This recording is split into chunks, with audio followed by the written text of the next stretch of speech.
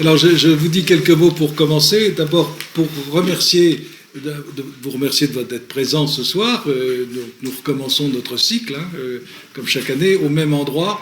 Je pense que c'est très commode pour vous tous, vous me le dites tous. Et puis, je vous remercie d'avoir répondu au courrier que je vous ai envoyé. Et donc, dorénavant, sauf ceux qui l'auront demandé expressément, et vous pouvez le faire ce soir, auprès de Madeleine Gauthier, tous ceux qui... voilà, là, il y avait un petit papier, un document dans lequel on vous demandait votre adresse électronique, parce que nous ferons maintenant, dorénavant, l'annonce par courrier électronique. Donc, vous avez répondu, j'espère. Si vous n'avez pas répondu, faites-le ce soir. Oui, vous n'entendez pas. Dans le fond, vous n'entendez pas. Christian Nenner n'est plus là et ça se sent. Oui.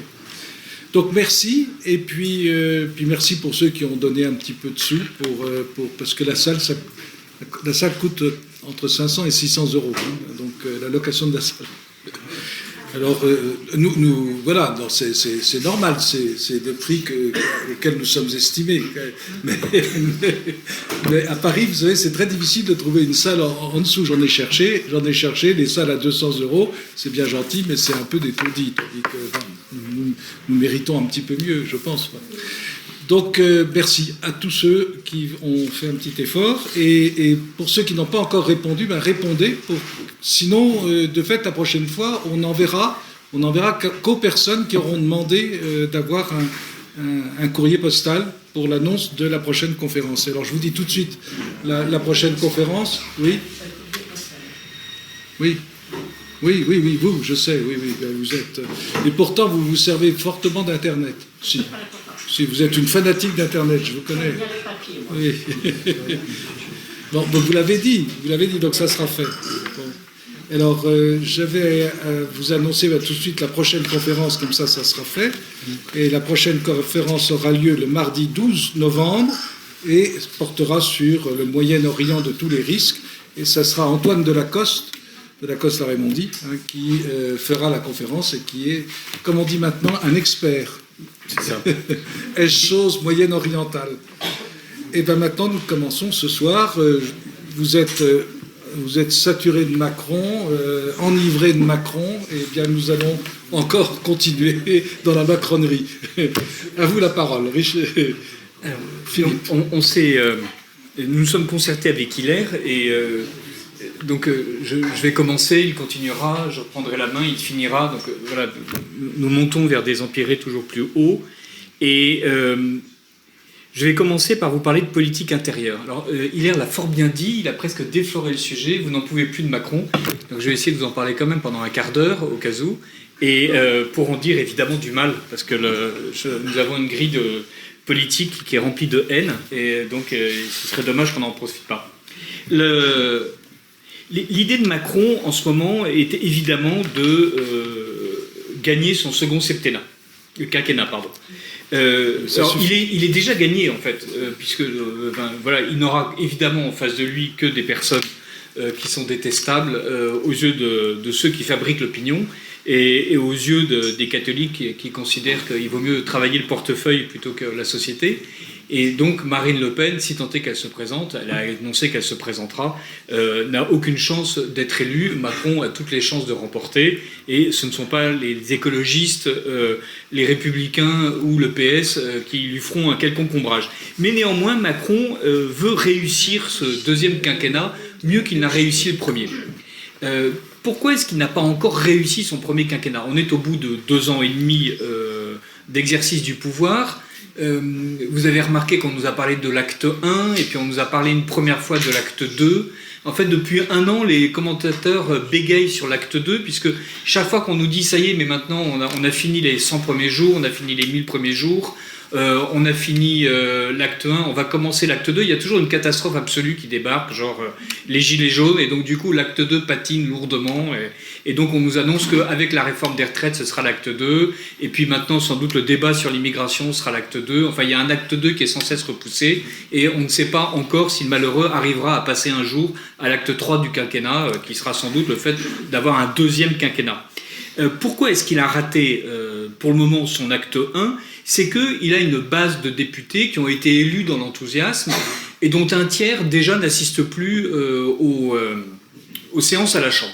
Un tiers des députés macroniens ont décidé que en fait, cette fait élue était une sottise, qu'ils n'en avaient pas du tout retiré tout le profit social qu'ils en attendaient, étant donné que les gens ont tendance à leur reprocher amèrement le fait d'être au chômage, le fait d'être dans l'insécurité, le fait de ne pas être heureux, et que toutes les promesses de lendemain qui chantent rapidement dans la Startup Nation se retrouvent en fait à avoir échoué sur le prix de la carotte qui a fortement augmenté, entre autres détails, le prix du pain aussi, le prix de l'essence, on en a parlé, et évidemment les Gilets jaunes ont été là pour nous le rappeler. Comme par ailleurs les 3/4 des services publics soit augmentent, soit sont supprimés, évidemment le fait d'être député macronien en province est plus un exercice solitaire du pouvoir et quelque chose de désespérant. Un tiers ont décidé qu'ils ne se présenteraient plus, et un autre tiers était prêt à signer une tribune. 100 députés étaient prêts à expliquer à Macron qu'il n'était pas généreux, qu'il n'était pas gentil. Ils étaient prêts à dire à Macron qu'il était de droite, ce qui est quand même un peu l'insulte abominable en ce moment. Et Macron était évidemment prêt à réfuter avec horreur ces accusations mensongères, mais il a préféré empêcher l'apparition de la tribune des 100 députés rebelles qui s'apprêtaient à dire qu'on ne peut pas parler d'immigration comme Macron est en train d'en parler. Ce qui est amusant chez ces 100 députés généreux, humanistes, humanitaires, responsables, bien installés dans la France de demain, c'est qu'ils ont l'impression que quand Macron parle, Macron va faire ce que Macron dit. Alors, en fait, là, il y a une erreur d'analyse qui nous surprend, puisque lorsque Macron parle, il ne fait pas ce qu'il dit. En fait, voilà, on avait l'habitude d'expliquer que Chirac était super menteur, mais voilà, Chirac a disparu, le titre est vacant, voilà, mais il y a quelqu'un qui est là, qui s'est levé, c'est une vraie stature, il en a les moyens, il en a le verbe, il en a les actions, il en a les mensonges, et il en a l'inconstance. Collons la chose à super Macron, super menteur, puisque depuis 2 ans et demi que Macron est là, il fait exactement le contraire de tout ce qu'il a promis. Il avait promis une république vertueuse, il ne cesse de nommer aux postes les plus importants des amis qui sont tous les doigts dans l'assiette au beurre, dans le pot à confiture, et partout où normalement on ne laisse pas traîner ses doigts, et qui, tout en continuant à tampiner, nous explique qu'en fait tout va bien. L'exemple paradigmatique étant évidemment Ferrand, qui explique qu'il est parfaitement normal de défendre des lois sur le mutualisme à l'Assemblée nationale tout en étant payé par les mutuelles, qui explique qu'il n'a pas du tout épousé sa compagne alors qu'on savait qu'elle était paxée depuis 3 ans avec elle, qui explique qu'il est normal de faire ceci et, alors que n'importe qui aurait considéré qu'il y avait un conflit d'intérêts, que c'était un menteur, etc. Et qui reste très fidèlement au poste en considérant qu'il est honnête et que nous devons croire qu'il est honnête, l'ultime preuve de son honnêteté étant le premier vote sur la PMA où il a décidé d'ignorer tranquillement la moitié de ceux qui votaient contre et donc de faire en sorte de considérer qu'un amendement était voté. Comme il nous avait auparavant expliqué justement que il n'était ni marié ni paxé, mais qu'en fait il était paxé, qu'il était parfaitement légitime d'être payé par des mutualistes tout en faisant des lois sur le mutualisme.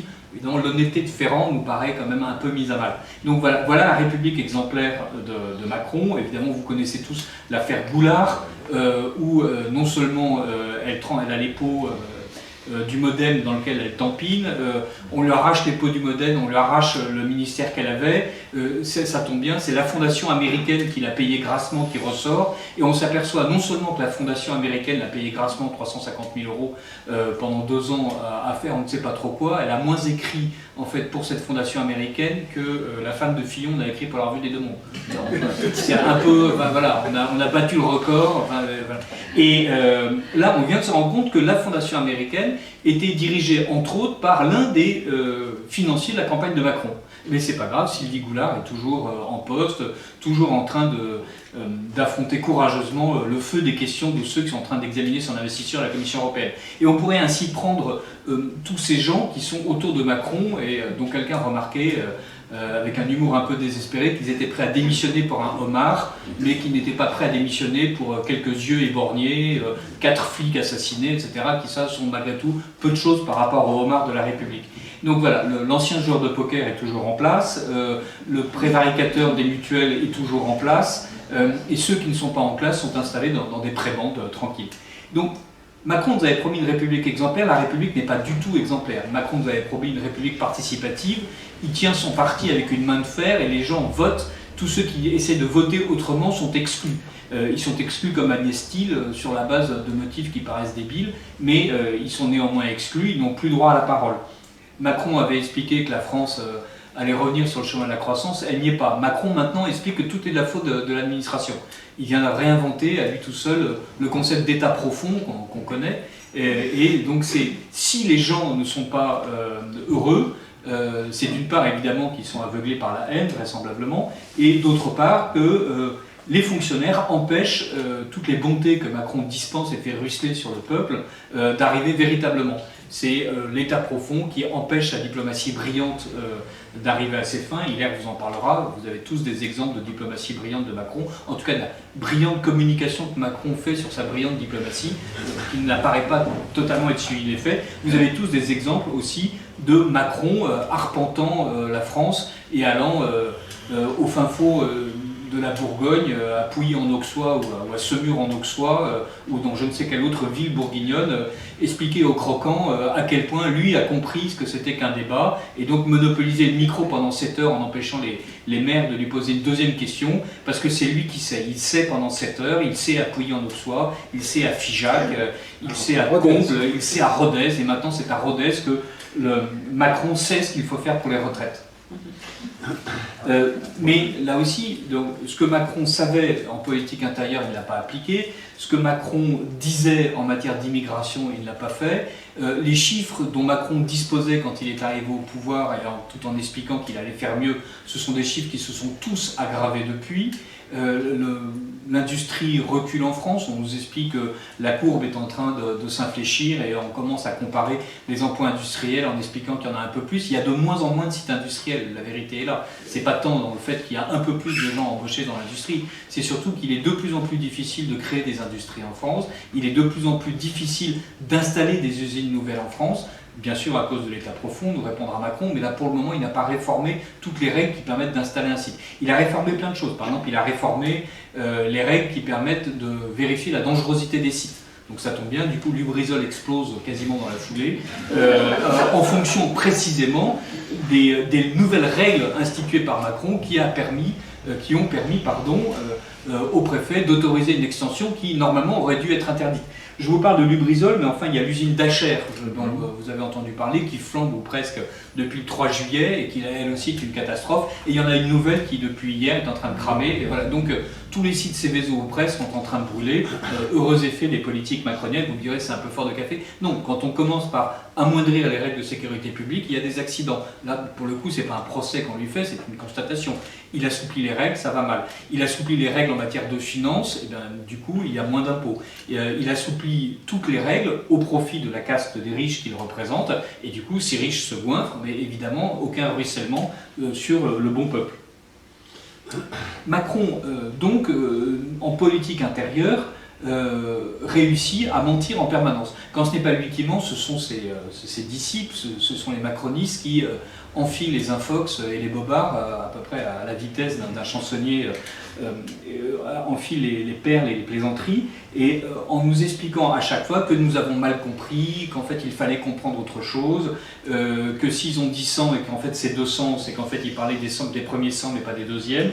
Il est rigoureusement impossible de les aligner toutes, mais en revanche il y a quelque chose qui est fascinant, c'est la manière dont Macron est l'un des premiers pourvoyeurs européens de censure. C'est sous l'ère macronienne qu'on se retrouve avec l'un des Facebook les plus répressifs de la planète. C'est sous l'ère macronienne que le parquet décide de poursuivre Zemmour. C'est sous l'ère macronienne qu'on se retrouve avec plusieurs publications interdites, des journalistes qui ne viennent pas à l'Élysée, et surtout avec une espèce de grande liberté à tous ceux qui veulent s'instituer censeurs, de faire à peu près ce qu'ils veulent. C'est un exemple qui paraît complètement idiot et qui est presque anecdotique, mais que je trouve extrêmement révélateur. Alors, d'une part, la Commission européenne a voté très récemment une possibilité qui ravira les macroniens, qui est que sur les réseaux sociaux, si l'opérateur du réseau social ne supprime pas les publications, donc les réseaux sociaux, Twitter, Facebook, Instagram, etc., ne supprime pas la publication incriminée, il peut être attaqué.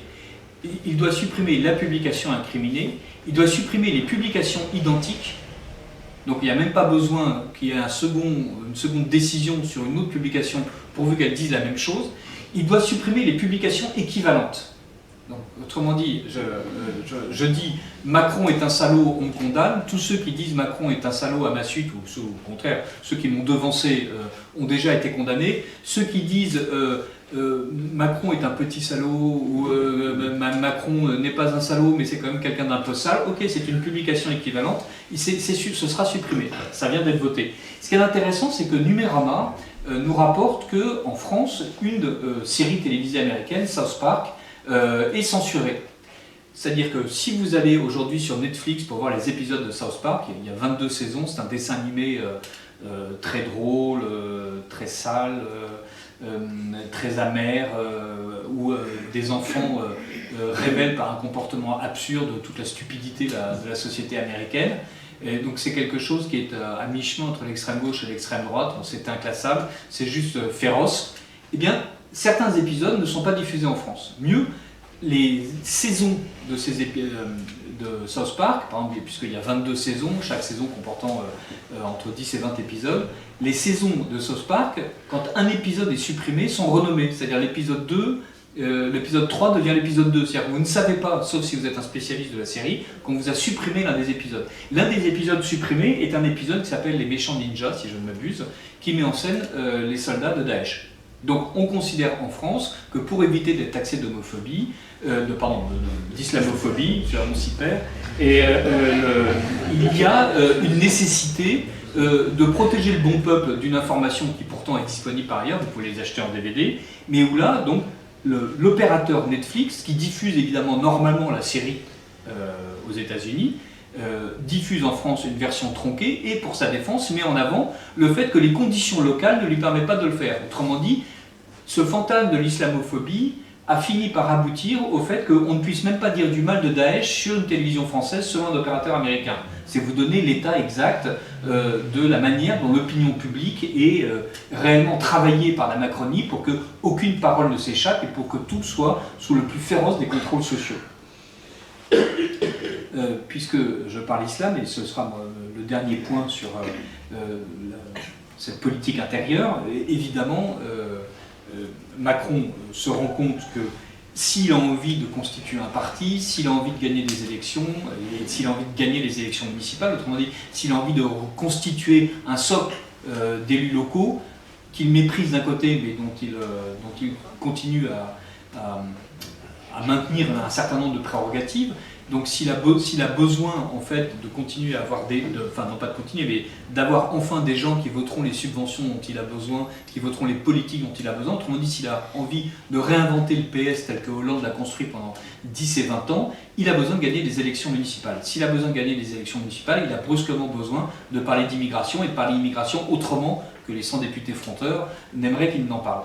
Et il a donc décidé de nous parler immigration, et évidemment ce qui vient de se passer est assez facilement connecté dans l'esprit des gens entre immigration et islam, et donc là, parlant immigration, il va bientôt être obligé de parler des choses qui fâchent, de l'insécurité. Macron en parle, mais il en parle déjà en nous expliquant que ce qui est mal fait sera mieux fait, et ce sera mieux fait parce qu'il fera en sorte que tout ce qui était illégal devienne légal. On a déjà beaucoup plus de droits d'asile en 2019 qu'on en avait en 2018. Nicole Belloubet nous explique qu'elle va faire en sorte que les procédures de droit d'asile soient accélérées. Donc d'un côté, on nous explique qu'il y a un problème d'immigration, et ensuite on nous explique que le seul problème de l'immigration, c'est qu'en fait elle est illégale. Et donc comme d'habitude, la loi est à elle-même et à elle seule la morale que reconnaît la République, et donc on va se dépêcher de régulariser l'intégralité de ce qui pose problème, sans évidemment s'attaquer à la racine du mal. Cette immigration n'est pas à confondre avec l'islam, et le tueur assassin des 4 policiers lui-même n'est pas un immigré, mais on voit bien que le changement de posture de Macron consiste uniquement à aller braconner sur les terres du Rassemblement national, exactement comme Sarkozy l'avait fait. Mais ce sera le même effet qu'avec Sarkozy, c'est-à-dire les promesses de Sarkozy n'ont évidemment pas été suivies d'effets, les promesses de Macron ne seront pas plus suivies d'effets sur l'immigration qu'elles n'ont été suivies d'effets sur l'ensemble des sujets qu'il a abordés. La France ne va pas mieux, la France est toujours en dette, la France n'a pas plus d'emplois industriels, la France est toujours au chômage, la France est incapable de régler ses déficits publics, la France est incapable de régler sa sécurité. Il n'y a pas un point où Macron n'avait fait de promesses qui n'aient été déçues dans la réalité par les faits, et quand bien même il attaquerait l'État profond, nous avons tendance, nous, à considérer que c'est le chef de l'État qui est responsable. Voilà. Ça, c'est un petit panorama rapide de politique intérieure, et en politique extérieure, ça va beaucoup mieux.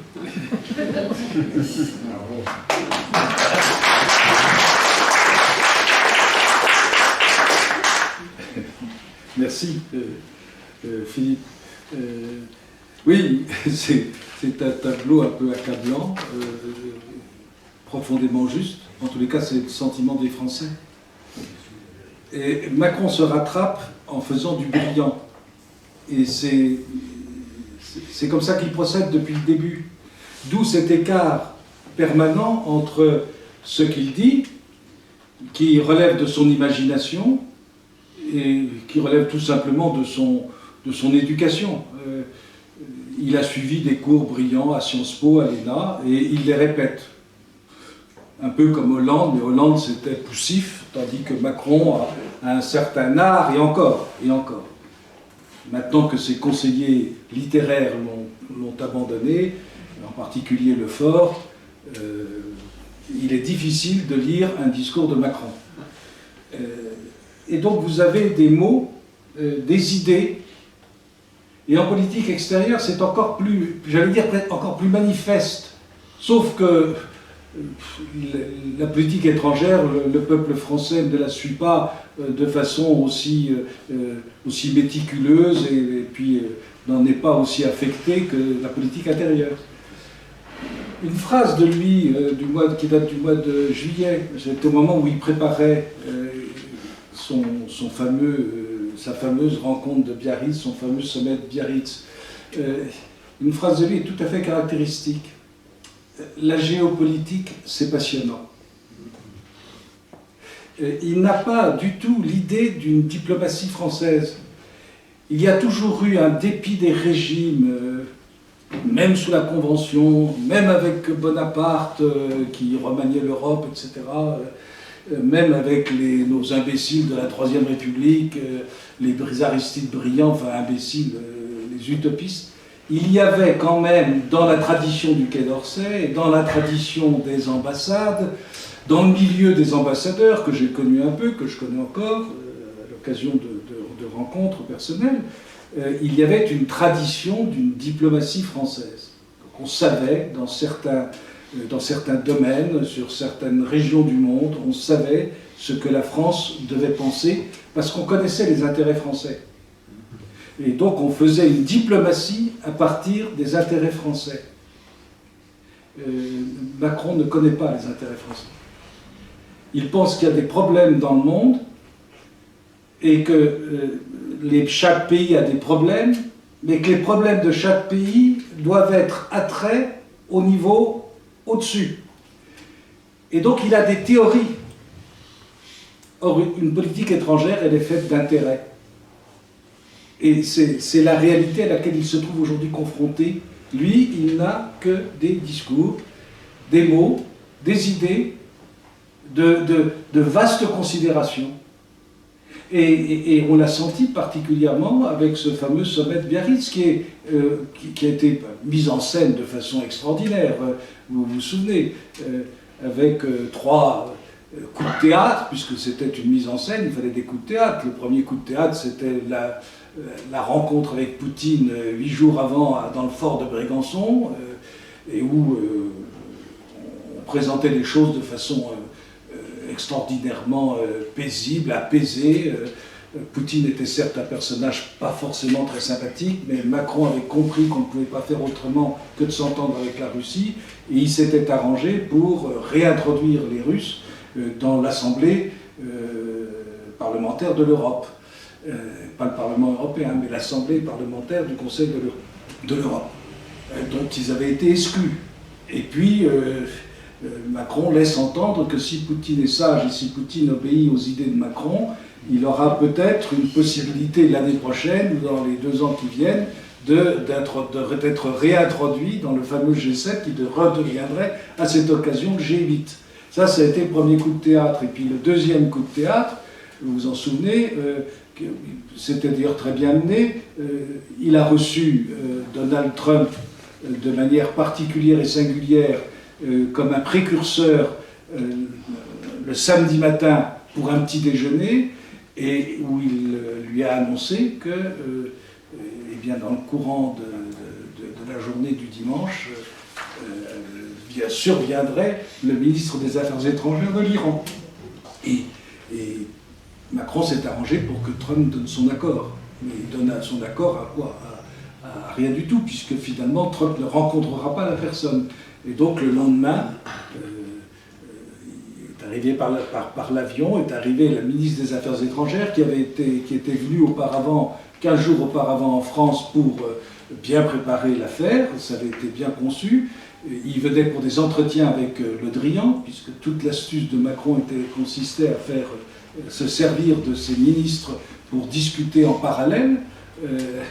Et donc Le Drian recevait le ministre des Affaires étrangères, c'était l'explication officielle, et à la fin de l'entretien, comme par hasard, Macron survient et propose ses bons offices entre l'Amérique et puis l'Iran. Mais tout le monde sait que ces bons offices, c'est équivalent absolument à rien. Chacun des deux partenaires, que ce soit Trump ou que ce soit l'Iranien, ne pensait qu'à une chose, c'est à faire valoir quoi? Les intérêts iraniens. Et vous remarquerez que dans cette affaire, le seul qui ne faisait pas valoir d'intérêt, c'était Macron. Il ne représentait pas les intérêts français, il représentait un ordre mondial dont il rêve et dont il pense qu'il est l'acteur et l'animateur fondamental, essentiel. Et puis le troisième coup d'éclat, enfin coup de théâtre, ça a été le lendemain, là aussi savamment préparé, le coup des GAFA, où Mnuchin, qui était le secrétaire au Trésor américain, a rencontré notre ministre de l'économie, Le Maire, et tous les deux ont convenu, et Macron là aussi est arrivé à la fin de l'entretien, ont convenu que la France avait taxé les GAFA, et vous savez que l'Amérique avait protesté, et que, eh bien, on trouverait sur le plan mondial une sorte d'accord de tarification des GAFA de façon à ce qu'ils payent ce qu'ils doivent payer d'impôts aux nations qui les reçoivent, et la France, à ce moment-là, se mettrait au même niveau que la tarification qui serait décidée sur le plan mondial. Et ça, Macron était très content de ce coup-là, parce que c'est exactement ce qu'il pense. La France est pour lui, tout simplement, le mode d'expression d'une pensée qui doit s'universaliser. Et c'est pour ça qu'il est tellement partisan de ce qu'il appelle le multilatéralisme. C'est-à-dire, je traite avec chacun, mais moi je suis au centre, mais je prétends que tous les problèmes ne peuvent se résoudre qu'à partir du moment où chacun a traité avec chacun, mais sous-entendu en passant par la solution que je préconise.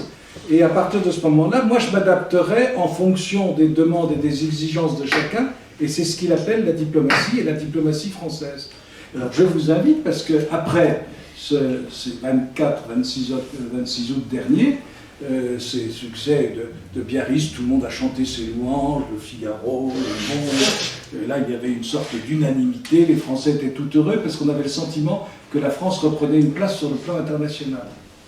Mais je vous le répète, vous étudiez bien Biarritz, il n'y a rien de français. C'était des problèmes mondiaux, des problèmes de relations mondiales qui ont été abordés et que Macron prétend résoudre. Pour le moment, il n'a rien résolu. Même l'affaire des GAFA, rien. C'est comme ces problèmes de politique intérieure. Et alors, je vous conseille, si vous avez du courage, mais il en faut beaucoup, je vous conseille d'aller sur le site de l'Élysée et de lire attentivement, si vous le pouvez, de lire attentivement le discours de Macron aux ambassadeurs. Alors c'est assez étonnant parce que ce discours, il commence en disant « je serai obligé d'être bref, étant donné les circonstances ». Vous avez 51 pages. 51 pages. Le discours a duré 2h30. Les ambassadeurs devaient s'endormir, je pense. Et vous aurez beaucoup de mal à lire parce qu'il n'y a probablement pas une seule phrase qui soit véritablement construite. Il n'y a plus de rédacteur à l'Élysée. Avant, il y avait le fort. C'est extrêmement pénible à lire. Mais il s'en dégage une idée. Et c'est celle que je viens de vous exposer. C'est-à-dire, Macron traite de tout. Il aborde toutes les questions internationales les unes après les autres. Les affaires de l'océan Indien,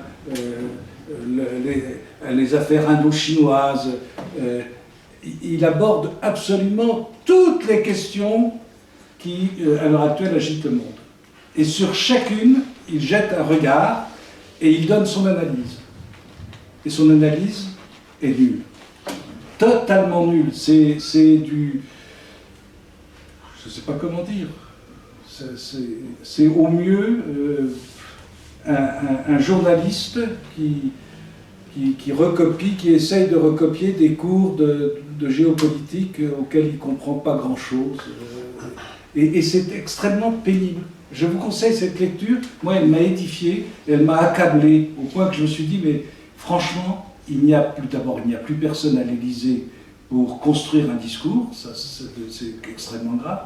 Il n'y a pas un ambassadeur qui, à la sortie d'une telle réunion, un ambassadeur qui se soit levé pour dire, là, notre président a vaticiné pendant 2 heures, pour dire quoi? Il n'y a pas un mot de politique française. La politique française, quand il la définit, c'est uniquement à partir de principes. Jamais, jamais à partir d'intérêts. Mais chacun comprend bien que c'est faux. Nous intervenons au Sahel, par exemple. Je prends cet exemple parce qu'il en parle abondamment. Alors il y a quelque chose qu'il ne dit pas. Que la vérité de l'intervention du Sahel, c'est malheureusement pas du tout d'essayer de rétablir l'ordre dans ces pays qui sont dans un désordre profond, en raison de la démocratie qu'on leur a infligée, et où la France pourrait jouer un rôle tutélaire, et où elle a des intérêts qui sont d'abord des intérêts de civilisation. Tous les gens qui sont un peu au courant savent très bien qu'on s'intéresse au Sahel parce que nous avons là-bas les mines d'uranium. Bon, donc on protège nos mines. Mais si au moins Macron l'avait dit, mais même pas, il ne le dit même pas. Il y a quelque chose d'épouvantablement hallucinant. Il répète des mots, c'est encore plus bête qu'un discours de politicien sur les droits de l'homme, la France, l'universel.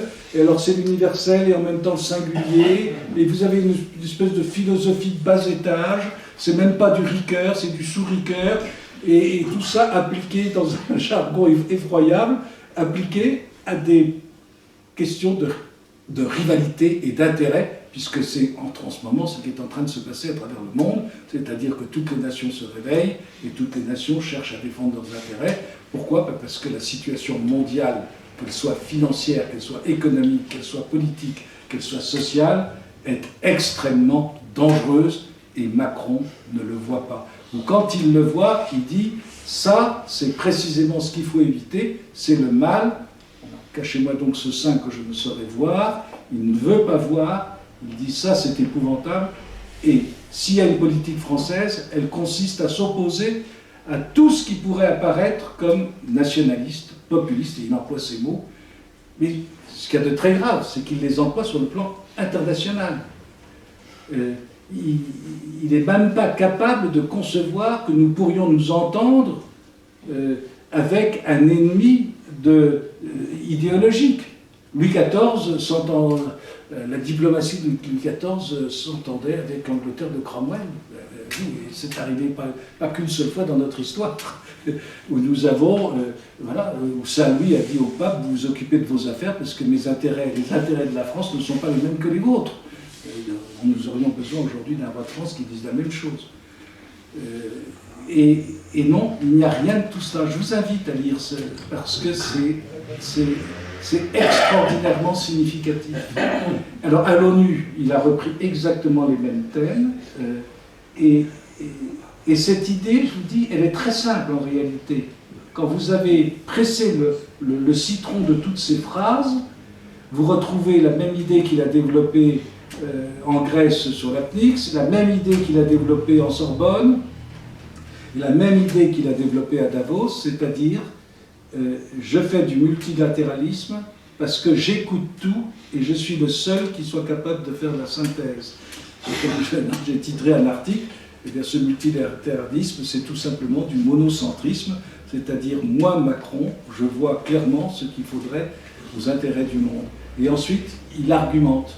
Et il argumente alors il fait semblant d'être brillant sur la question du numérique, sur la question de la défense de l'Europe. Bon, très bien, alors la défense européenne, on a une très belle photo de Macron avec Parly, avec les Allemands, devant le futur avion de combat qui sera l'avion de combat de l'Europe, mais pour le moment, il n'y a rien. Il n'y a que des projets d'assaut. Et toute la question est de savoir si, encore une fois de plus, l'Allemagne mettra la main sur ce qui a été une industrie française extrêmement florissante, l'aéronautique française ou l'espace français. Et concrètement, il se heurte aujourd'hui, et je finirai là-dessus, il se heurte à cette réalité, comme en France il se heurte à la réalité sociale de la France, à la réalité économique et politique. Et bien, il va se heurter, et déjà sur le plan européen ça se sent. Il s'imaginait qu'ayant promu l'idée européenne, qu'il allait, surtout avec l'effacement de Merkel, qu'il allait être le personnage intéressant de l'Europe, et qu'il allait par conséquent non seulement la dominer, mais lui imposer ses idées, et il s'aperçoit progressivement que partout, il n'a droit qu'à des oppositions. Imaginez que Salvini, une fois mis de côté, dès le 16 septembre, notre Macron est allé en Italie et il a rencontré Conté. Et qu'est-ce que Conté lui a dit? Conté lui a dit, oui, c'est très bien, mais maintenant vous allez recevoir les migrants économiques, et puis deuxièmement, vous allez ouvrir le port de Marseille. Et là, aujourd'hui, Marseille vient de protester, parce que Marseille, y compris les futurs candidats de gauche comme de droite, refusent évidemment de recevoir les migrants, parce que tout le monde sait très bien comment ça va se passer à Marseille, personne n'en veut. Et Macron, jusqu'à présent, s'était bien gardé d'ouvrir les ports français, mais là, il va être obligé, au nom de sa politique internationale. On va revenir tout à l'heure sur les problèmes d'immigration. C'est tout à fait l'exemple type où le concret vient détruire l'abstrait de Macron. Et demain, il va se trouver confronté à Orban, il va se trouver confronté aux pays de Visegrad, il va se trouver confronté aux Allemands, et puis même aux Italiens.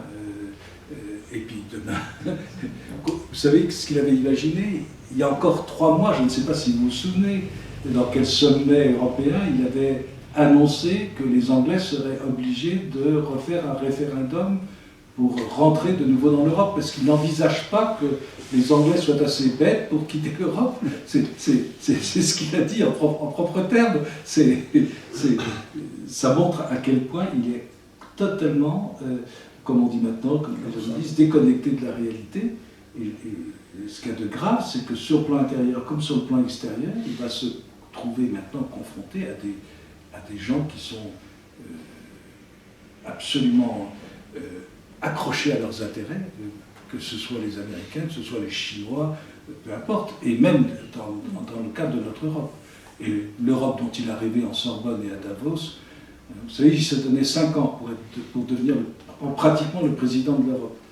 Eh bien, on lui souhaite bien du plaisir.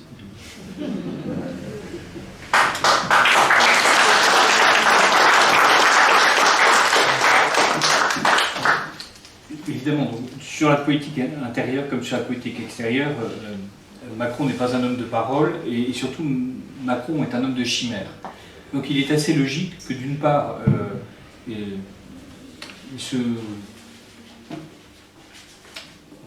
ils se contredisent dans la manière dont il y a aujourd'hui en France une révolution anthropologique qui ne date pas d'hier, qui vient de loin, mais qui, là, troue avec Macron un couronnement éphémère, puisque d'autres transgressions sont possibles et elles sont déjà inscrites dans les idées de ceux qui promeuvent la PMA et qui bientôt vont ouvrir la porte à d'autres choses.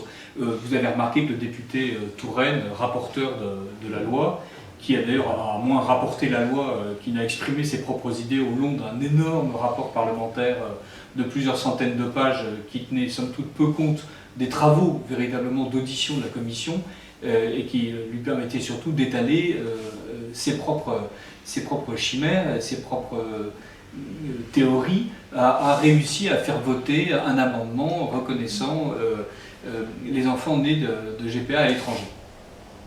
Nicole Belloubet a considéré que les membres de l'opposition apostrophés a considéré que c'était pas bien et elle a promis qu'on allait revoter cet amendement-là. Alors évidemment, il n'est pas du tout question qu'on revote sur la PMA malgré ce que Ferrand a fait, mais on va sans doute revoter sur la GPA. C'est trop tôt d'une certaine manière, puisque l'idée de Macron et l'idée de ceux qui promeuvent PMA et GPA, c'est que l'opinion publique est déjà mûre.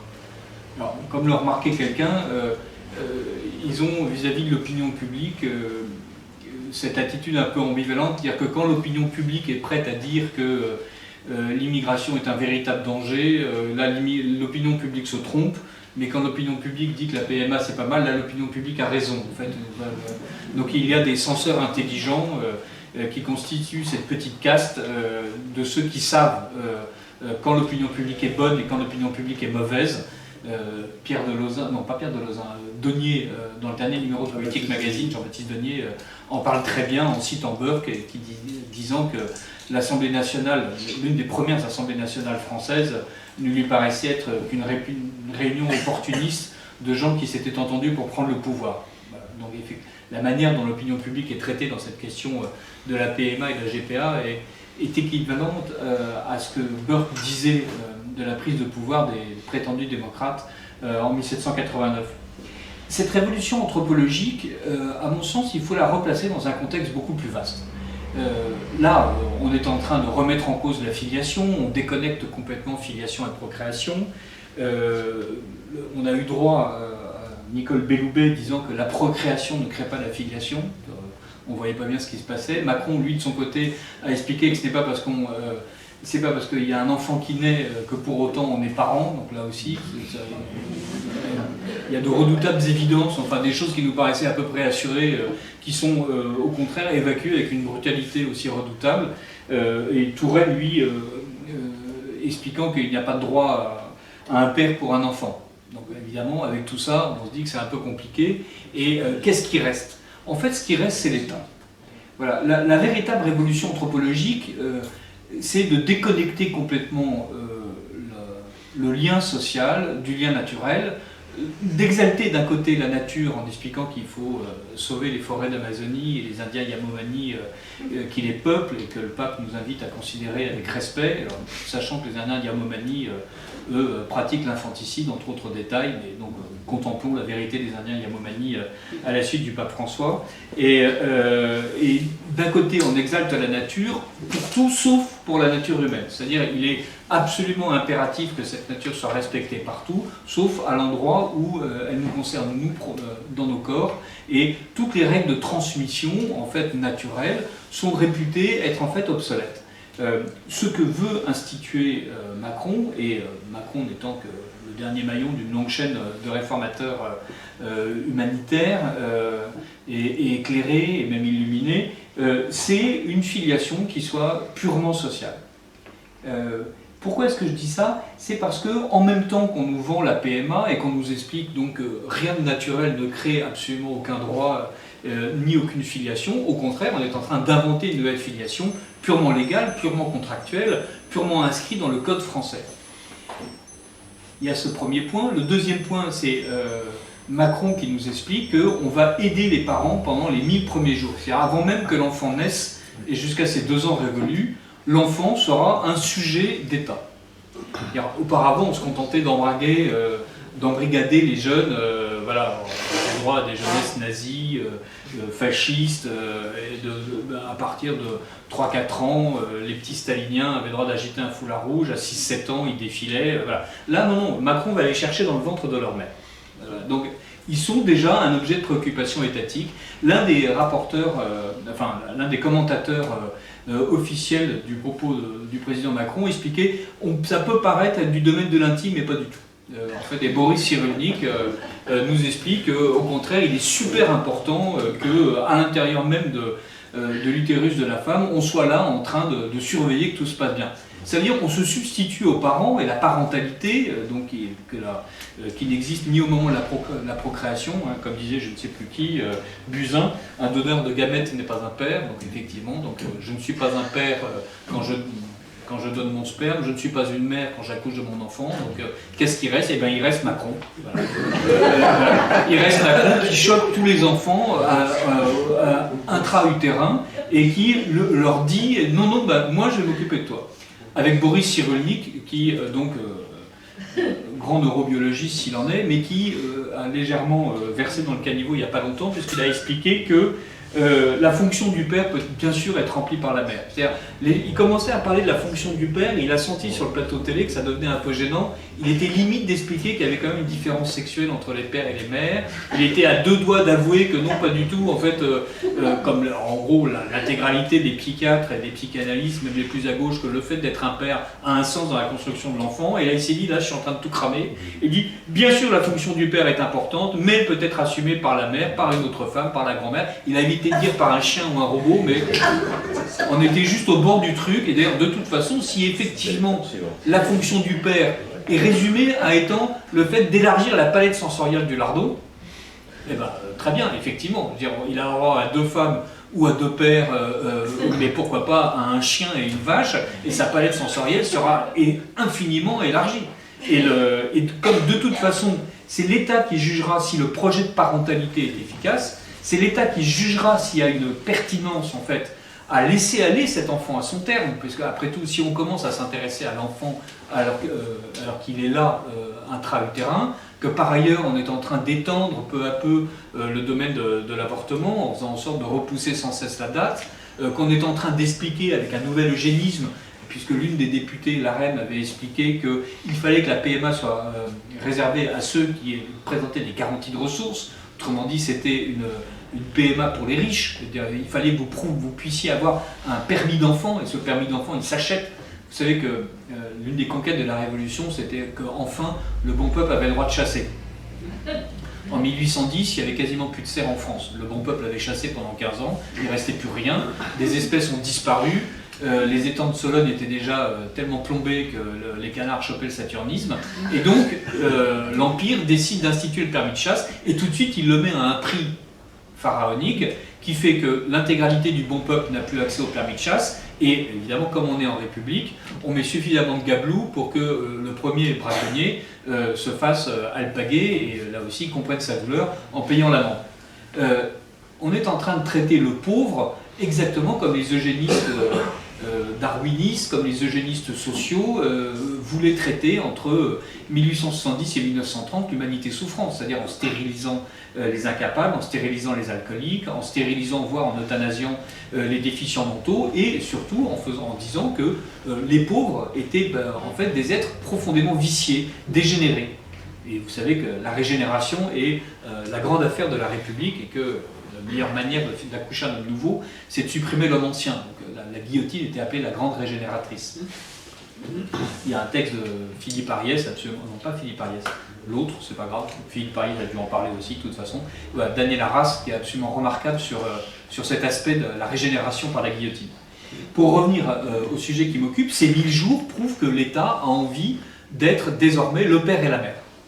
Alors on nous parle de bouleversement de la filiation, non pas du tout, en fait on ne la bouleverse pas, effectivement on lui arrache tout ce qu'elle a de naturel, mais on la remplace par quelque chose qui est social et légal. On la remplace par quelque chose qui est républicain. Il n'y a pas tellement une révolution anthropologique, en fait il y a l'aboutissement d'une anthropologie républicaine. L'anthropologie républicaine nous dit, par exemple, que n'est pas français celui qui vit en France, celui qui est né en France. L'anthropologie républicaine du début de la République française, c'était de dire que était français celui qui adhérait à la Constitution. Était français celui qui contractuellement était d'accord avec le nouveau projet de gouvernement que présentaient les partisans de la Révolution française.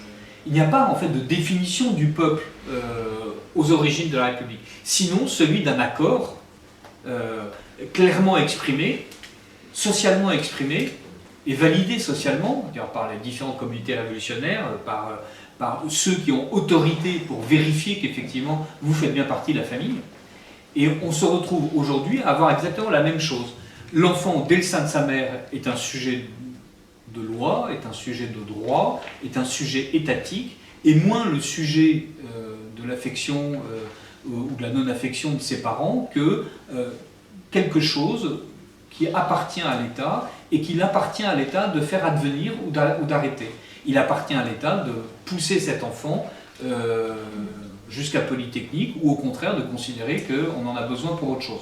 Je ne sais pas si vous vous souvenez d'une des conférences qui a eu lieu ici, vous vous rappelez que, par exemple, Voltaire trouvait absolument horrible l'idée de l'instruction obligatoire, qui avait été inventée entre autres par l'Église et largement promue par Louis XIV, et qu'il fallait laisser les pauvres là où ils sont, leur apprendre ni à lire ni à écrire, mais leur apprendre dès 6-7 ans à être de bons prolétaires.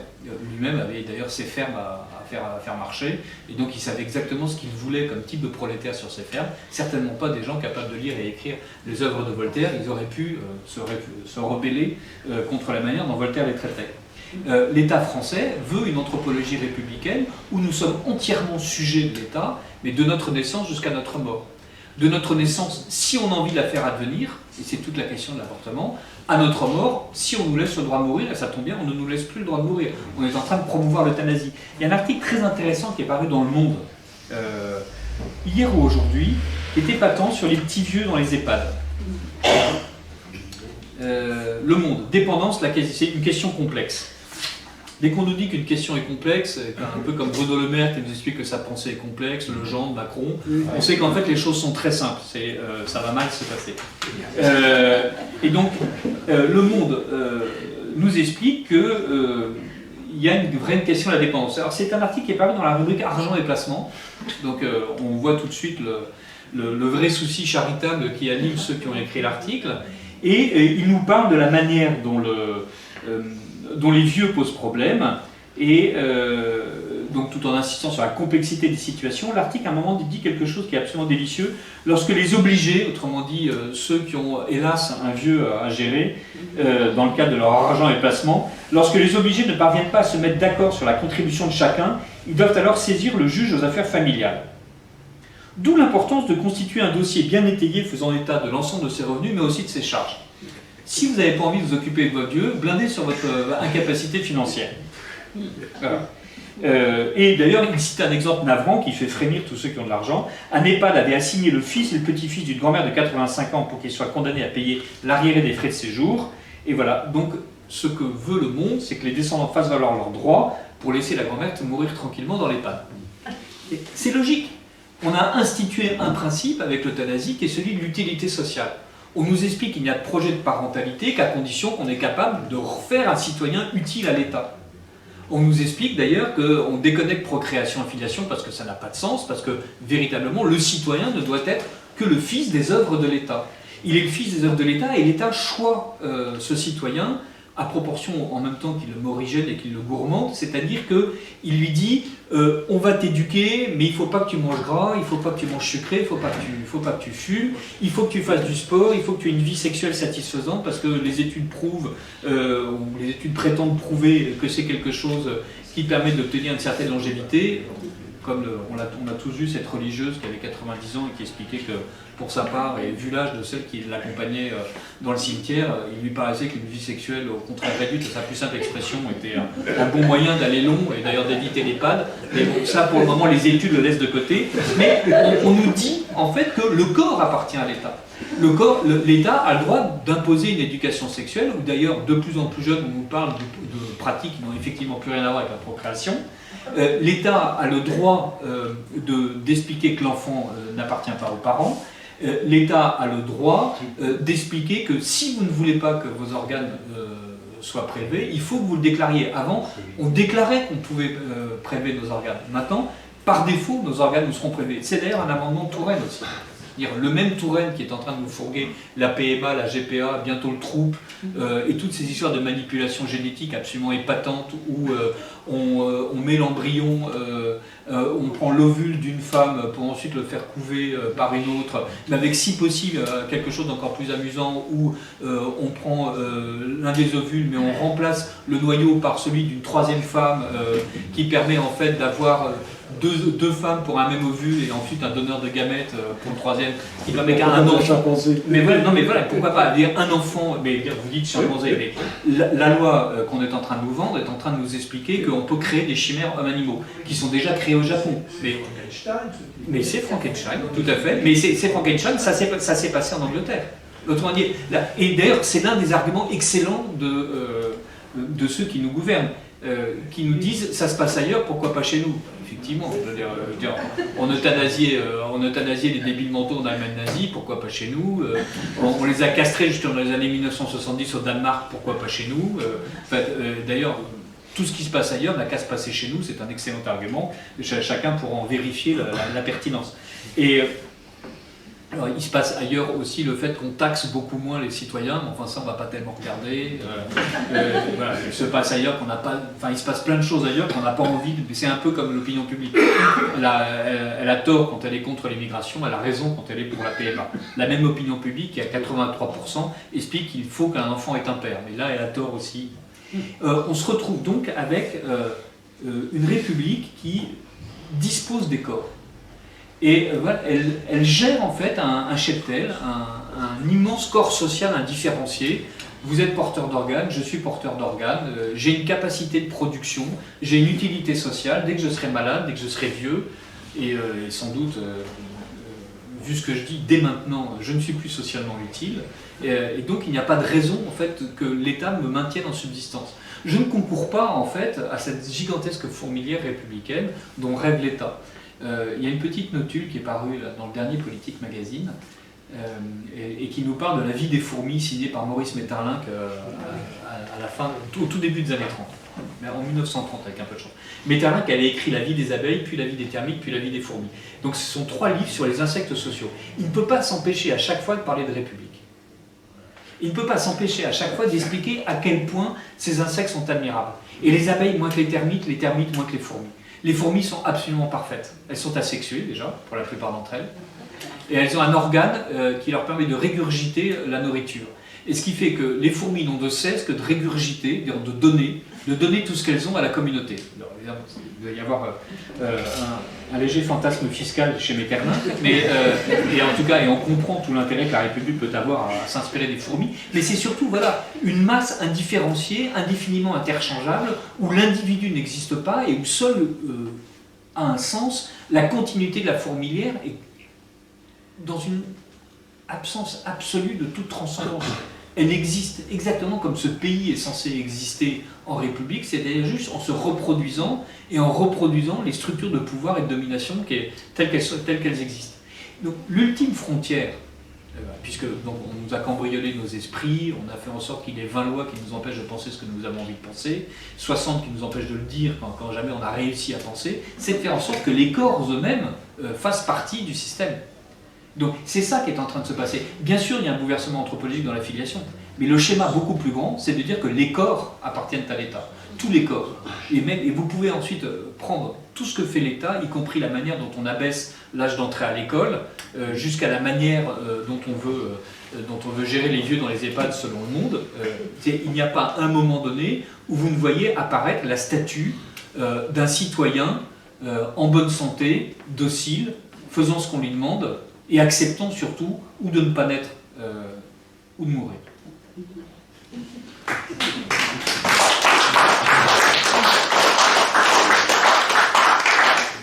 C'est extrêmement impressionnant. C'est extrêmement impressionnant. On rit quelquefois, mais c'est très angoissant tout ce que vous dites. C'est pire que le régime soviétique. Oui, parce qu'en plus de ça... Alors il faut quand même que vous abonniez à Politique Magazine. Non, bien sûr, vous avez parfaitement raison. C'est angoissant, mais c'est compliqué de ne pas le voir en fait. Oui, oui. Voilà, mais du coup, je trouve qu'on a raison de se battre. S'il s'agit, enfin, on a raison de se battre contre les impôts qui nous assassinent, on a raison de se battre pour mille choses, et y compris la reconstruction de Notre-Dame, mais là, si tant est qu'il n'y avait que ce combat-là à mener, là pour le coup, qu'un État aille plus loin que ne sont allés tous les États totalitaires qui nous ont précédés, qui se contentaient en fait de vouloir tuer les enfants. Ça paraît presque bénin à côté du fait d'expliquer à la mère qu'elle est en fait une gestatrice impersonnelle d'un enfant dont l'État sait mieux qu'elle ce qu'il est censé devenir. L'astuce consiste à dissimuler ça sous des formules libérales.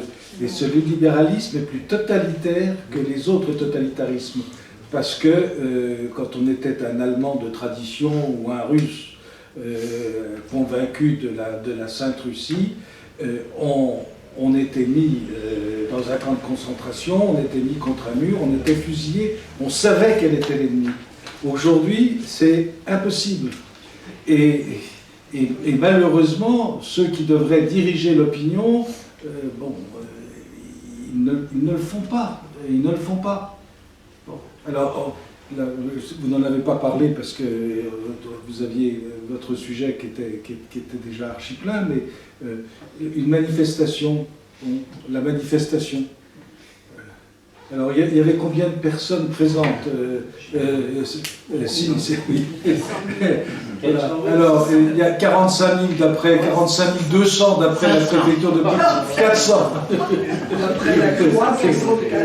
Et le journal La Croix, évidemment. Bon. Et quand il y a une réaction de ce genre, qui est quand même... Cette manifestation, c'est la plus impressionnante de toute l'année. Bon, même les Gilets jaunes n'ont pas rassemblé des masses de ce genre. Eh bien, ils se sont arrangés pour qu'elle passe ça inaperçue. Il n'y a même plus un commentaire, même le Figaro, c'est terminé. L'affaire est classée et on a expliqué doctement, le journal Le Monde que vous citez a expliqué doctement, c'est normal qu'il y ait eu moins de monde, donc on a dit qu'il y avait moins de monde, que c'était à la limite de la débilité, mais que c'était normal parce que les gens n'y croyaient plus. Hein, les gens n'y croyaient plus. Et donc il y a un problème de conviction profonde derrière, et c'est ce que vous a expliqué Philippe, oui c'est ça. Et c'est pour ça que c'est vrai qu'il y a une question politique, pas simplement métapolitique, pas simplement civilisationnelle, pas simplement religieuse, mais vraiment une question politique qui se pose en France et que Philippe a parfaitement délimité en montrant que c'était le modèle républicain. Et ce modèle républicain, malheureusement, non seulement, c'est celui-là que Macron, dans sa politique internationale, veut universaliser. Il fait du multilatéralisme pour présenter la République française comme modèle universel. Et tout le monde doit passer par ce modèle, mais c'est là qu'il va tomber de haut. Il n'y a pas compte tenu du nombre de royaumes en Europe. Oui, mais bon, malheureusement, ces royaumes sont contaminés par la même idée républicaine, démocratique. Alors, oui, il n'y a plus de... Dans le fond, il n'y a plus de France. Et la France historique, la France civilisation, elle tend à disparaître, elle n'existe plus dans le discours politique, et elle n'existe plus pratiquement. Et les Français le sentent profondément. Vous prenez le métro, comme moi, le matin, vous prenez les transports en commun, vous vous agitez dans certaines rues, dans certains quartiers, et puis vous vous apercevez que vous êtes minoritaire, complètement minoritaire.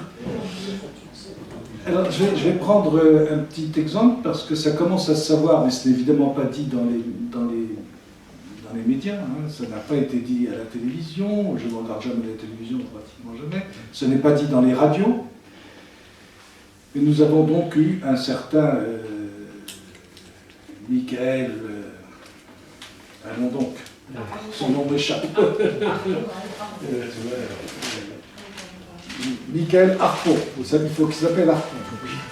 Un certain Michael Harpon qui a donc sévi à la préfecture de police. Alors ce que l'on commence à apprendre, c'est qu'il a été endoctriné par un imam marocain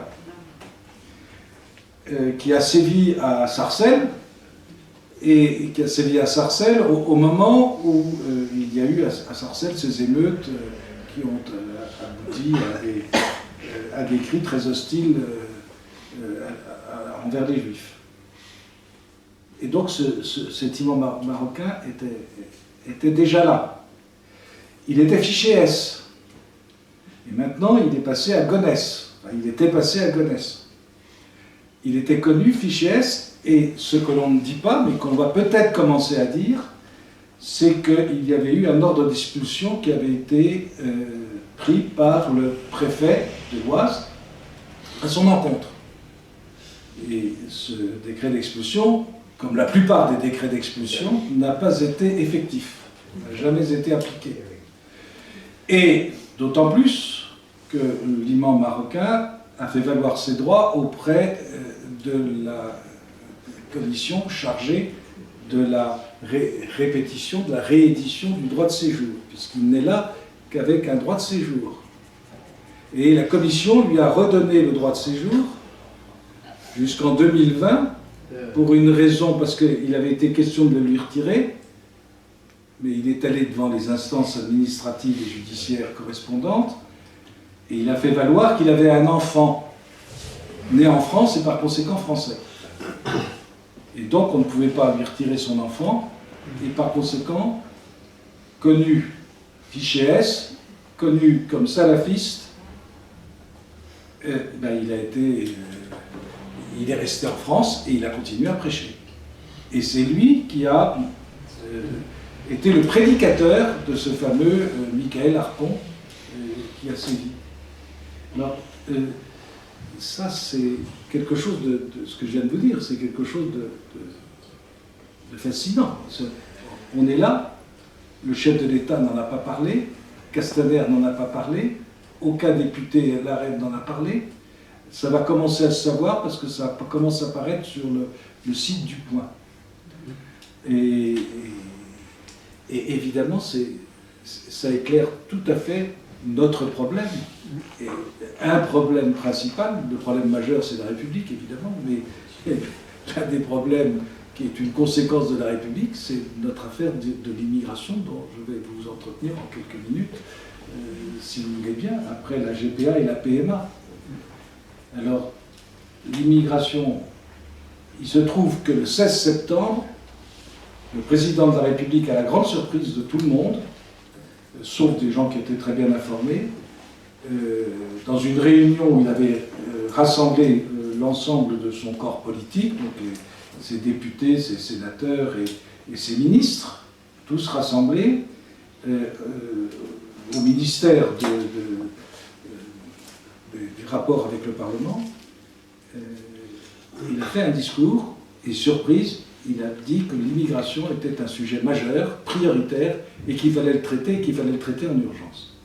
Et il en a donné la véritable raison à cette occasion. Il a dit, c'est tout simplement parce que c'est la seule manière de s'opposer au Front National, parce qu'il n'appelle jamais le Rassemblement National, il le stigmatise bien en l'appelant Front National, et que c'était pour lui une nécessité vitale, car il ne s'agissait pas de laisser ce sujet à ceux qui s'opposeraient à lui en 2022. Donc il a expliqué sa stratégie qui est une stratégie purement électorale. Nous allons traiter de cette question de l'immigration, et donc on va commencer un grand débat. Et c'est comme ça que depuis hier, lundi, un grand débat a été ouvert par un long discours du Premier ministre, Édouard Philippe, sur la question de l'immigration. Alors ce discours est d'une banalité affligeante. La seule idée qui en ressort, c'est le quota. Pour le reste, il a dit qu'il fallait être vigilant. Comme le président de la République l'a dit tout à l'heure dans la cour de la préfecture de police, il fallait être vigilant. Je ne vois pas très bien ce que la vigilance peut contre. Alors il a qualifié, ça c'est notre président, il a qualifié l'affaire d'hydre islamiste. Donc et ça c'est pour c'est pour échapper aux reproches qui lui seraient faits de ne pas nommer le véritable adversaire. Et donc, mais vous remarquerez qu'il le qualifie très bien, hydre islamiste. Donc c'est quelque chose de tout à fait particulier dans l'islam, qui n'est pas l'islam, et qu'il ne faut surtout pas confondre. Et ça devient l'adversaire. Et pourquoi c'est une hydre? Parce que précisément, ça n'entre pas dans l'ordre républicain. C'est la seule et véritable raison. Je ne vous cache pas que pour ma part, je suis totalement écœuré quand je vois le chef de l'État, ou Castaner encore pire, Castaner, enfin, ancien joueur de poker, hein, Castaner déposer la Légion d'honneur sur les cercueils, c'est ce qu'on sait faire, quoi. On dépose sur les cercueils de Beltrame et la même Légion d'honneur qui est donnée à une jaune au moment de la fête de la musique par Macron. Enfin, il y a quelque chose d'indécent, de totalement indécent dans cette manière, dans cette pratique de la République. Alors revenons à notre question de l'immigration. On s'est aperçu, on ne donne jamais les vrais chiffres, hein, mais on s'est aperçu quand même qu'en 2018, donc il y avait eu, je vais reprendre mes chiffres, ils sont ici.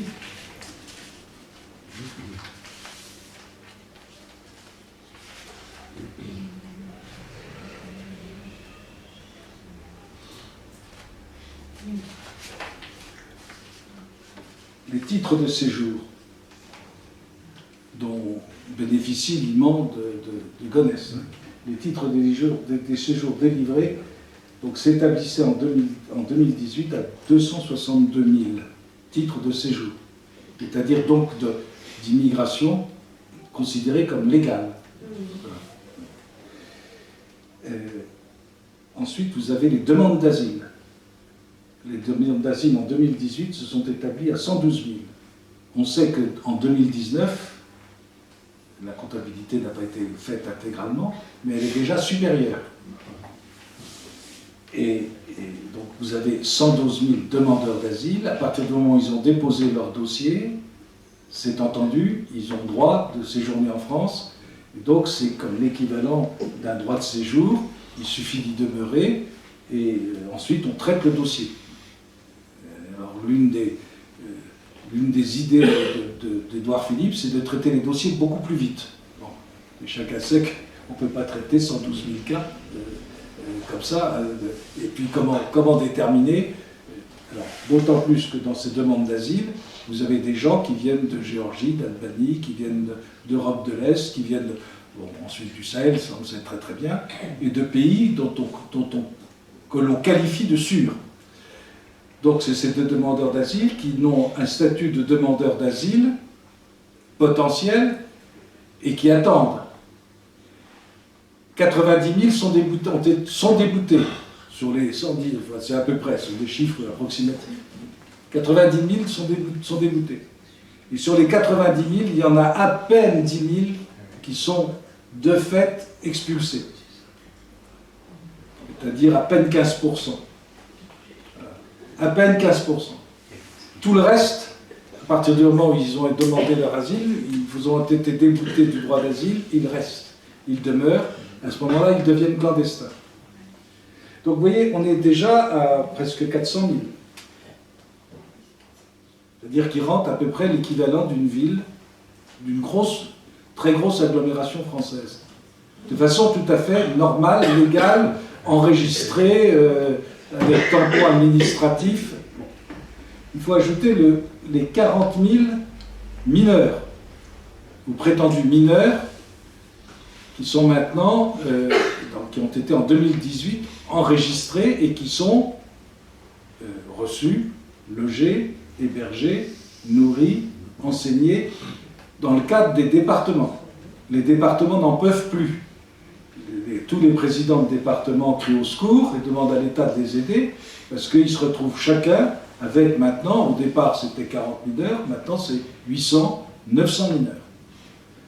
Sur les 900 mineurs, vous avez quand même des présidents de département ou des directeurs départementaux qui se sont aperçus que vraisemblablement beaucoup de mineurs étaient des majeurs. C'est très difficile de savoir si un garçon qui vient d'Albanie, qui n'a pas été forcément très bien nourri, est majeur ou mineur. Mais il est interdit de faire des tests.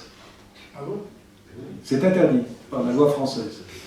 Donc ils sont considérés nécessairement comme mineurs, même quand ils sont majeurs. Et ensuite, ils doivent être entretenus, comme je vous l'ai dit, et ça a coûté l'année dernière 2 milliards au département. 2 milliards d'euros. Alors maintenant, ensuite, il y a les clandestins. Et ceux-là, on n'arrive pas à les chiffrer, comme l'a montré très bien Michel Trudala, parce que de toute façon, on a décidé de ne pas les chiffrer. Et il a bien fallu expliquer pourquoi, et comment. Alors, quels sont ces clandestins? Parce que la France, elle est entourée d'océans, mais enfin, parce que c'est ce qu'on appelle une immigration de rebond.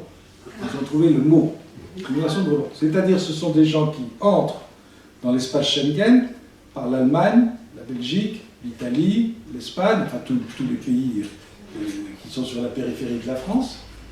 Et une fois qu'ils sont entrés dans l'espace Schengen, et qu'ils profitent de Dublin, c'est-à-dire des accords de Dublin, Dublin 1, Dublin 2, maintenant Dublin 3, c'est tellement bien fait, tout le monde sait que ça ne sert plus à rien, que, évidemment, ensuite, avec l'espace Schengen, comme il n'y a plus de frontières, ils passent la frontière et viennent s'installer en France. Alors pourquoi viennent-ils s'installer en France? C'est parce que les avantages sociaux en France sont considérables, et en particulier l'AME, l'aide médicale d'État. L'année dernière, elle nous a coûté 1 milliard d'euros. Et il y a eu 330 000 bénéficiaires. C'est comme ça qu'on peut un peu estimer, en gros, la masse de clandestins. Parce que les autres, ils ont droit en dehors de l'AME. Tous ceux dont j'ai parlé, ils ont leurs avantages sociaux qui sont dans la loi, par conséquent, ils en profitent. Et même, ils peuvent se faire des cartes vitales. Et chacun sait qu'en France, il y a 80 millions de cartes vitales qui sont utilisées. Nous sommes une population d'environ 60 millions, et en principe, les enfants ont la carte vitale de leurs parents. Alors tout ça, quand même, ça commence à se savoir, et le Valeurs Actuelles en a fait ses choux gras dernièrement, mais l'AME, c'est 330 000 bénéficiaires, et on s'est aperçu que vous aviez beaucoup de clandestins qui étaient des gens extrêmement intéressants. Et alors, dernièrement, vous avez eu un article dans le Figaro qui est en fait une recension de livres, et je voudrais bien qu'on se procure ce livre pour nous en faire, nous aussi, la recension, d'une ancienne directrice d'établissement qui gérait des AME, et elle raconte, alors un Saoudien, il vient avec un titre de séjour, Saoudien fortuné. Il laisse passer la date du retour. Il devient donc clandestin. Et à titre de clandestin, il a droit à l'AME. Et donc il se présente dans l'établissement qui est chargé de soigner. Et alors, c'est pas un cas. La dame en décrit, c'est des dizaines, c'est des centaines, c'est des milliers. Vous avez des gens relativement fortunés qui profitent de l'AME, et puis des gens aussi qui viennent, qui profitent de l'AME, parce que de toute façon, ils n'auront pas... Ils sont obligés dans les établissements hospitaliers de fournir une facture. Mais quand la personne est là, et puis que, comme selon la loi française, on a institué l'AME pour une raison d'urgence de santé, et pour une autre raison, c'est pour éviter les contagions. Donc tout le monde doit être soigné. Et on vous explique de façon très grave, dans le journal Le Monde, etc., dans toute la bonne presse bien pensante, que de toute façon, c'est non seulement un acquis, mais que c'est un devoir. On ne peut pas laisser le peuple français soumis à des contagions qui pourraient venir de l'extérieur. Donc il vaut mieux les repérer dès le départ. Et voilà comment, donc voilà où nous en sommes. En réalité, très concrètement, en France, il n'y a aucun chiffre qui soit réel, hein, en dehors de ceux que je viens de vous donner, qui ont été redits en partie par Macron, en partie par Édouard Philippe. Mais ça ne fait peur, ça ne fait peur qu'à vous et qu'à nous. Personne ne s'en offusque. En réalité, concrètement, ça fait 400 000, 500 000, 600 000 personnes qui rentrent chaque année en France. Et ce qu'on appelle le solde migratoire, parce qu'on vous explique, oui, mais il y a le solde migratoire. Michel Tribala a très bien expliqué ça. Le solde migratoire, c'est un truc bidon. Pourquoi? Parce que vous avez beaucoup de jeunes Français qui partent à l'étranger.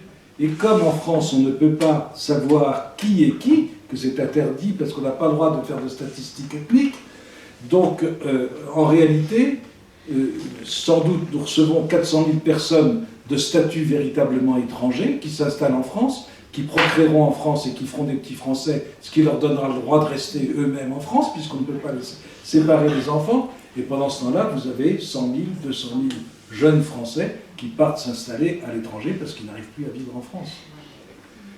Et donc le solde migratoire est un abus de terme, c'est totalement faux, puisque l'on sait très bien qu'en réalité, il n'y a que 15% de migrants dans l'année qui sont concrètement expulsés, et dans la plupart des cas, on ne le dit pas, mais c'est avec pécule.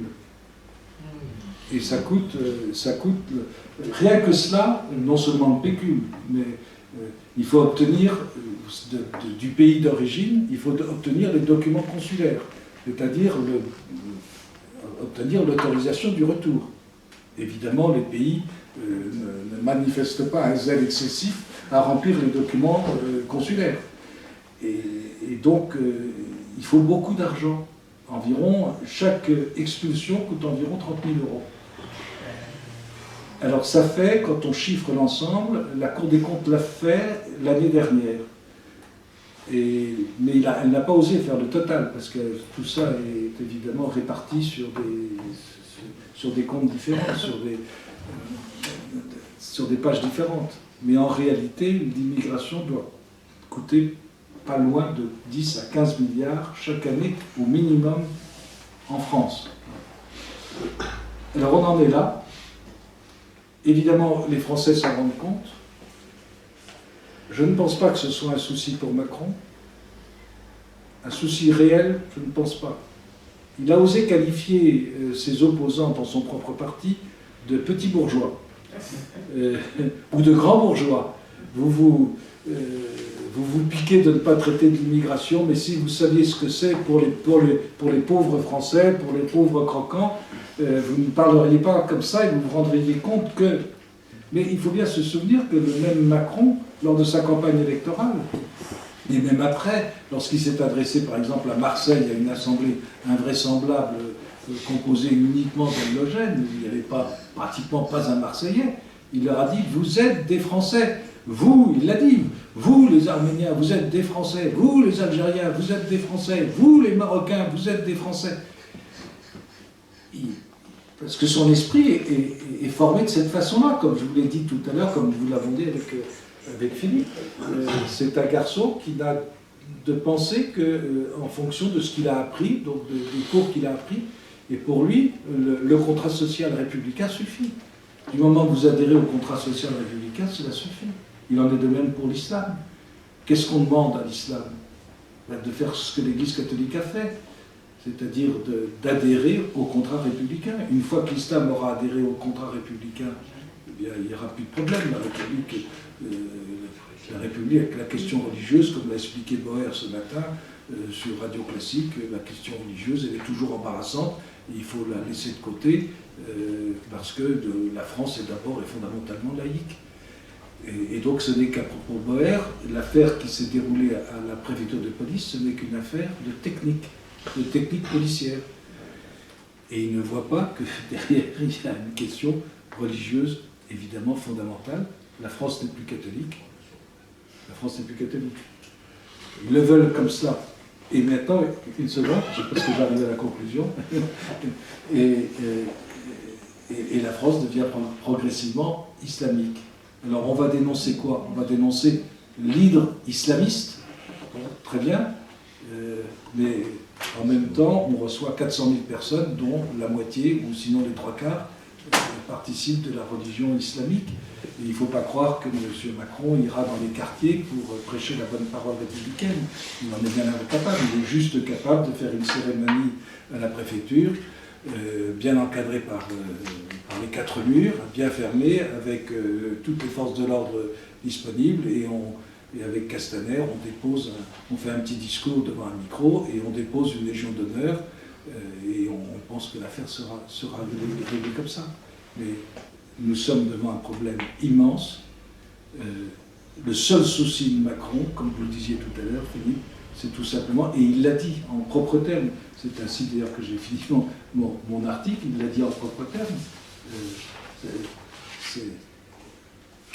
vous n'avez qu'un opposant. Macron annonce sur sa voix, il a dit aux parlementaires LRM, vous n'avez qu'un opposant, le Front National, il faut confirmer cette opposition. Et c'est pour ça que Macron traite de la question de l'immigration. Mais il ne la traite pas comme nous la traitons ce soir. C'est d'une gravité extrême. La France en ce moment va très mal. Alors, ma petite conclusion, tout à fait conclusion finale, c'est que, oui, comme vous le disait tout à l'heure notre ami Philippe, Politique Magazine embrasse cette question-là, et pas simplement sous un plan passionnel, mais sur un plan politique. Et moi je suis heureux, très heureux que Philippe Ménard soit le rédacteur en chef de Politique Magazine.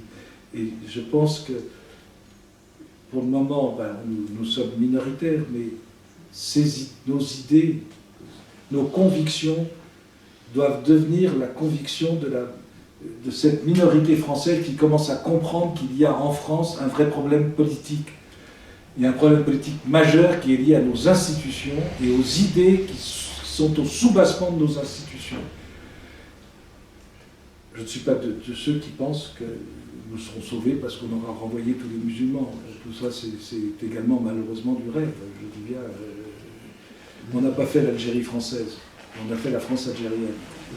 Mais c'est même pas la France algérienne, c'est pire que ça, toutes ces pauvres gens qui sont ce pauvre gosse, Michael, machin, là, il était dans sa banlieue à Gonesse, il a épousé une femme musulmane, il n'a aucun repère, il est vraisemblablement guadeloupéen, il a forcément été baptisé, enregistré sur... bon, mais l'Église ne fait plus son travail, il cherche des repères.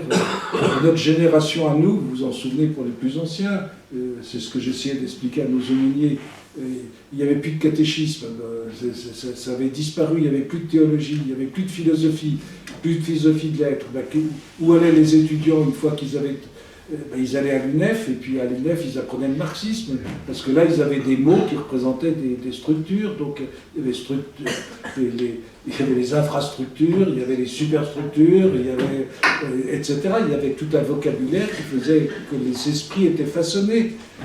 Et aujourd'hui, les esprits ne sont plus façonnés que par le libéralisme républicain qu'a décrit tout à l'heure Philippe, et puis il n'y a rien. Et puis dans les banlieues, vous avez l'islam, avec ses catégories qui sont évidemment impératives et qui sont d'une très grande violence. Demain,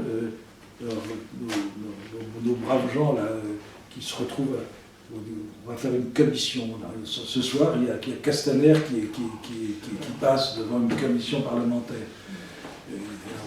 J'entendais tout à l'heure le président de cette commission là, qui faisait son malin. C'est certainement un brave type, mais on voit le parlementaire, il a fait un très bon repas, cette nuit il aura un très bon lit, peut-être une très bonne compagne, j'en sais rien. Bref, il vit dans un univers complètement, il y aura évidemment un garde républicain pour lui ouvrir sa porte, sa voiture sera prise en charge.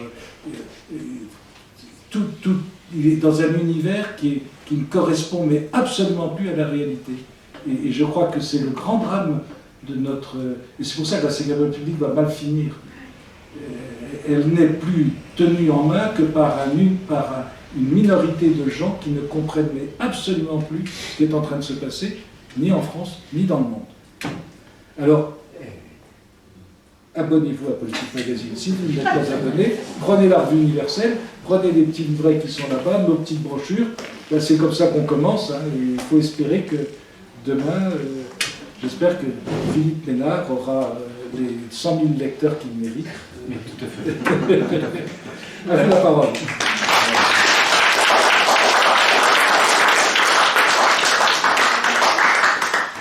Voilà, si vous avez des questions et si jamais il y a encore une lueur d'espoir, nous allons l'éteindre immédiatement. Ça compte sur la lueur d'espoir, justement, parce qu'après tout ce qui a été dit là, on est tout à fait d'accord, il faut qu'on arrive à trouver une union, quand même, avec Politique Magazine, c'est un peu plus large aussi, pour pas partir avec espoir. Il y a la prière, mais il peut y avoir aussi une action. Ah oui. Au-delà de... Avec Politique Magazine arrive à être le centre fédérateur. Merci. En plus des 100 000 lecteurs, si effectivement je pouvais être le centre fédérateur, voilà, avec le monocentre à la place de Macron, ce serait parfait. Non, nous vous disons ce soir des choses qui n'ont pas le mérite d'être extrêmement originales, mais qui ont le mérite d'être extrêmement rassemblées, voilà, et peut-être mises en perspective d'une manière différente sur 2 ou 3 sujets. Il y a des gens de bonne volonté partout. La révolte des Gilets jaunes prouvait que de toute façon il y a une insatisfaction croissante. Le taux d'absentéisme croissant lui aussi à toutes les élections qui atteint quasiment la moitié des électeurs est tout à fait intéressant. Si en plus on ajoute à ce fait le fait qu'il y a 5 millions de personnes qui devraient être inscrites sur les listes électorales qui ne le sont pas, on voit bien que la démocratie est à bout de souffle. Nous avons tendance, Hilaire et moi, à penser que la solution est politique, et justement, la politique telle qu'elle est menée par l'État français ne convainc plus les Français. Donc, il y a une radicalisation, non pas tant des agents de police, mais une radicalisation du pays légal contre le pays réel. Mais c'est une chance. C'est effectivement une souffrance et ça va être des moments pénibles à passer, mais en même temps, il y a là les germes d'une véritable révolte contre cet arbitraire étatique. Et c'est ça qui, bien sûr, autour de Politique Magazine, mais là pour le coup je serai polynodal et multilatéral moi aussi, qui permettra d'engager une révolte. Après ça, c'est comme tout reste, c'est-à-dire c'est la dernière fois que les royalistes ont fait un truc intelligent, ils ont réussi à réinstituer la Ve République, donc voilà, donc on espère que ce coup-ci, il y aura quand même une bonne boussole. Ils avaient fait un coup intelligent également, c'est eux qui ont institué la 3e. Oui, non mais voilà. Et donc, ils ont fait un coup encore intelligent auparavant, ils ont fait la 2e. Voilà, donc, et attendez, il faut les faire remonter à la cause, ils ont fait la 1re. Il ne faudrait quand même pas désespérer absolument. Donc je crois que si un jour les royalistes se décidaient d'être vraiment royalistes, ça marcherait très bien. Et bien là, ça marcherait. Vu ce qu'ils ont réussi à faire. Mais regardez l'histoire du début de la 3e, c'est les royalistes qui l'ont fondée. Et c'est là la raison pour laquelle elle a duré. Elle n'a duré que grâce à son institution du Sénat, parce que pour le reste, ça ne tenait pas debout. Et il y avait également à l'origine une sorte de régime présidentiel. Sous les 100 jours, ils n'ont pas voté. Sous les 100 jours, ils n'ont pas voté par dégoût de Napoléon, personnellement, que je comprends admirablement. Mais après, Fouché a eu le plus grand mal à avoir des députés qui acceptent le retour, excusez-moi, c'est mon opinion, salvateur des Bourbons. Donc en s'abstenant par dégoût aux 100 jours, ils ont laissé une chambre de jacobins ranciers fous furieux empêcher la restauration. Si Fouché, qui est par ailleurs un peu curieux, n'avait pas mis toute son habilité pour rater le truc, donc il faut aussi s'engager. Le dégoût de la politique, c'est pas non plus la solution. Ah mais voilà, mais alors ici personne n'est dégoûté. Non, le dégoût de la... Parce que là, il faut quand même... On va s'engager, même voter exceptionnellement. Alors, une lueur d'espoir, oui, on en a. Oui. Oui. Il y a quelqu'un qui a levé la main. Oui. Il pense que quelqu'un a levé la main. Qu'il se dénonce. Non, toi. Non. Bon, oui, madame. Oui, je voulais dire aussi, il y a de l'espoir. Mais moi, ce qui m'inquiète surtout, c'est la génération de nos petits-enfants. Parce que moi, quelquefois, je dis à mes petits-enfants, je suis d'une autre civilisation. Et j'en suis fière. Bon, mais eux vivent dans des climats scolaires et familiaux, et de vacances, et de voyages, et de balades, et de loisirs, qui sont complètement différents de ce que nous avons vécu. Donc, ils sont embobinés par Macron. Ils y croient un peu. Oui. Ils disent que ça va être mieux avec celui-là, parce qu'avec tout ce qu'il promet, ça va bien arriver. C'est faux. Alors, ils se trompent. Alors, je pense que les Gilets jaunes nous leur ont apporté 2 ou 3 réponses sur la manière dont les pauvres se sentaient mieux. Alors, Oui, mais comme ça, c'est mal terminé. mais surtout, c'est pas terminé. C'est ça qui est C'est pas fascinant. terminé. Voilà. Non, Donc non, c'est pas terminé. Donc c'est j'arrive. quand même un mouvement qui est absolument stupéfiant. Évidemment, à partir de l'épisode 3, tout le monde rigolait et on imaginait de faux épisodes 9. Bon, à l'épisode 45, c'est le faux épisode 9, il est un peu compliqué. Bah, vous avez raison. D'un autre côté, je vois les jeunes de la FRN qui, eux, sont développeurs informatiques, garçons bouchers, voilà, qui ne sont pas sortis des bonnes écoles, qui sont sortis de l'école, qui sont apprentis, qui sont jeunes professionnels, et qui ne se laissent pas prendre ni aux chimères de Macron, ni à celles de la société de consommation. Je veux dire, les bonnes volontés sont éparses. La revue Limite a complètement viré à gauche, mais voilà des gens qui refusent un modèle de consommation. Il y a de plus en plus de Français qui refusent la malbouffe dont on nous avait dit qu'elle était un progrès. Il y a de plus en plus de solidarité qui s'enracine très localement plutôt que dans une générosité universelle.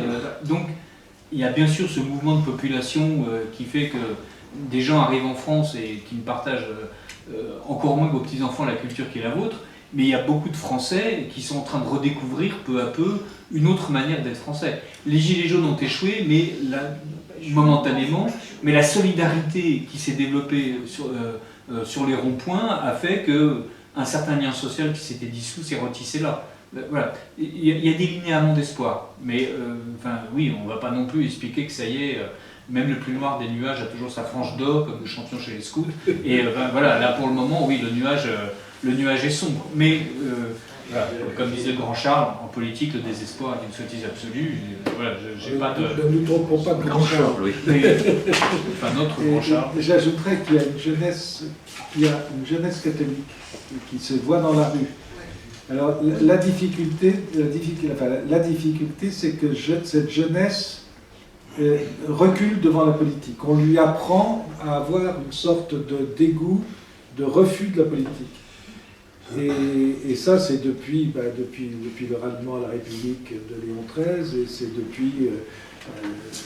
depuis la condamnation de l'Action française par Pie XI. Et je pense que c'est un véritable sujet.